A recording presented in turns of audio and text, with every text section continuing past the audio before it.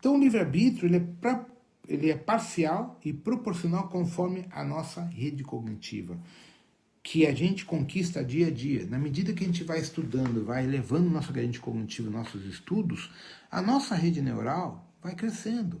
O nosso entendimento do universo vai crescendo. Então, consequentemente, as coisas da nossa vida vão melhorando.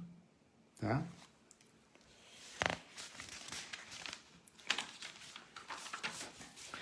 Bom, a quebra de paradigmas depende do processo individual, né, de cada um, e da nossa reforma íntima. Então, aí que vem o problema. A quebra de dogmas religiosos, karma do sofrimento, prosperidade cerceada, pobreza porque Deus assim determinou, medo e culpa pela morte de Jesus, medo do futuro, medo da incerteza do que o futuro representa. São o quê? Padrões mentais. Padrões mentais que geram sofrimento, dor e culpa, geram estagnação social e espiritual e, consequentemente, prisão na Terra. Isso aqui é uma programação, gente. Vou repetir. Quando eu começo a quebrar os dogmas religiosos, a religião inventou karma, sofrimento. Então, a tua prosperidade ela é bloqueada porque você tem karma para pagar, então não pode ter prosperidade, certo? A tua pobreza é um decreto divino de Deus, porque os pobres vão a Deus e os ricos vão para o inferno. Olha a merda. E com isso, imagina quantos votos de pobreza cada um de nós não fez em vidas passadas. O medo do futuro, na verdade o medo do futuro é o medo do desconhecido, o medo da incerteza que o futuro representa na nossa vida. A gente tem medo, a gente não sabe o que vai vir na frente. Tá? É um padrão mental, só que o padrão mental ele gera na gente o quê? O poder cocriacional do quê? Forma pensamento. Certo? Então, as nossas formas de pensamento se baseiam na nossa plasticidade neurológica que está associado à informação que você recebe diariamente via ocular, óptica e auditiva. Redes sociais, Twitter, Facebook, Instagram e outras tantas que eu não conheço, além da televisão e do cinema. Certo? Então, assim, qual é a informação do dia a dia hoje? Covid. Tá, então, o que a televisão plasmou em 2020? Medo, medo da infecção, medo da morte ou medo da sequela. Então, a população mundial inteira está com medo da morte, certo? Agora, vejam como a programação é profunda.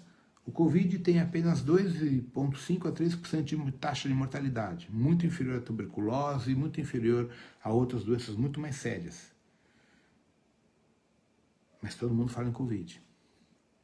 Segundo um negócio que me mandaram aqui no WhatsApp, morrem em média por ano mais de 30 mil pessoas no Brasil de fome na rua.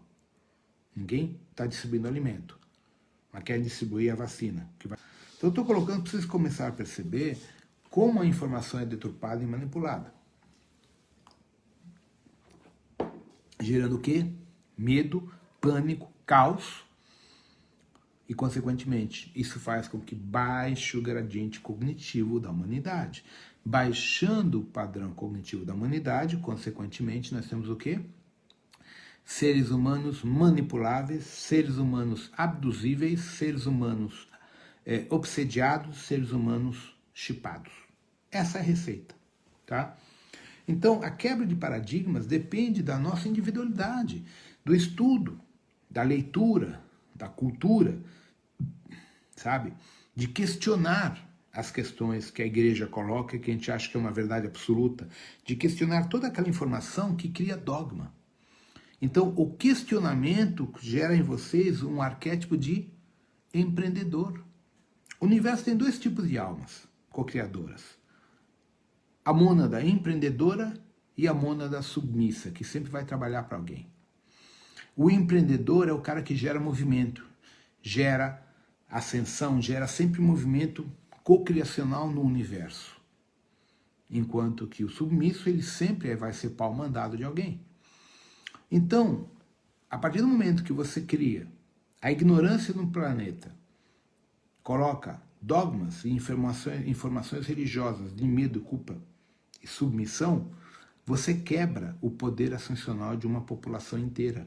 Você quebra o poder ascensional de uma civilização e, ainda mais, a torna escrava indefinidamente aos seus dominantes, que é o que está acontecendo nesse planeta. Então, quando alguém começa a estudar e começa a quebrar esses paradigmas, ela se torna uma pessoa resgatável. Quanticamente e energeticamente, ela se torna uma pessoa resgatável, porque ela se tornou um empreendedor. Uma pessoa que é um pau mandado não é resgatável. Ninguém quer uma merda dessa na vida. Muito menos a frota estelar.